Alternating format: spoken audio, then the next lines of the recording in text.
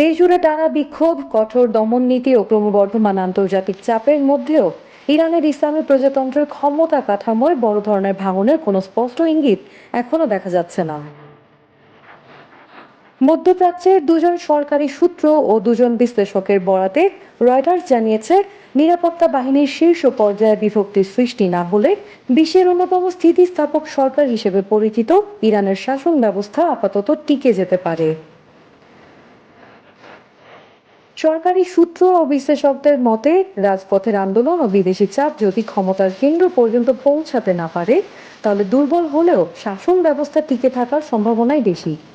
Iran American গবেষক ও নিরাপত্তা বিশ্লেষক ভালি নাসর বলেন, বিপ্লবী গার্ড ও বাসিজ আধা সামরিক বাহিনীকে কেন্দ্র করে গড়ে ওঠা বহুস্তর বিশিষ্ট নিরাপত্তা কাঠামো এই সরকারকে ভেঙে ফেলা অত্যন্ত কঠিন করে তুলেছে।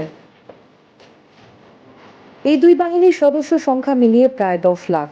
তার মতে, বড় পরিবর্তন আনতে হলে দীর্ঘ সময় ধরে ব্যাপক জনসমাগম এবং রাষ্ট্রের ভেতরে, বিশেষ করে নিরাপত্তা বাহিনীতে ভাঙন ও দলত্যাগ প্রয়োজন।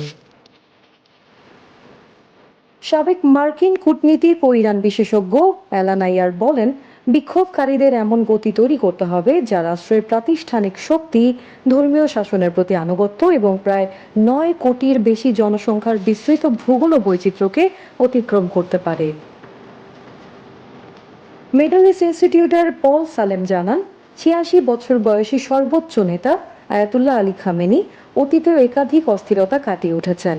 2009 সালের পর এটি পঞ্চম বড় অভ্যুত্থান, যখন গভীর অভ্যন্তরীণ সংকটের মধ্যেও সরকার স্থিতিস্থাপকতা ও সংহতির প্রমাণ দিয়েছে। তবে বিশ্লেষকদের মতে, টিকে থাকা মানে স্থিতিশীলতা নয়। 1980 সালের বিপ্লবের পর থেকে ইসলামী প্রজাতন্ত্র এখন সবচেয়ে বড় চ্যালেঞ্জের মুখে। নিষেধাজ্ঞায় অর্থনীতি বিপর্যস্ত, পারমাণবিক কর্মসূচি ক্ষতিগ্রস্ত এবং যুক্তরাষ্ট্র ও ইসরায়েলের চাপের পাশাপাশি লেবানন, সিরিয়া ও গাজায় মিত্র গোষ্ঠীগুলোর বড় ক্ষতির কারণে ইরানের আঞ্চলিক প্রভাব দুর্বল হয়ে পড়েছে।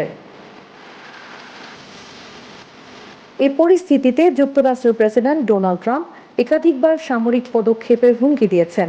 হোয়াইট হাউসের এক কর্মকর্তা রয়টার্সকে জানিয়েছেন, ইরান পরিস্থিতি মোকাবিলায় ট্রাম্পের হাতে সব ধরনের বিকল্প খোলা রয়েছে।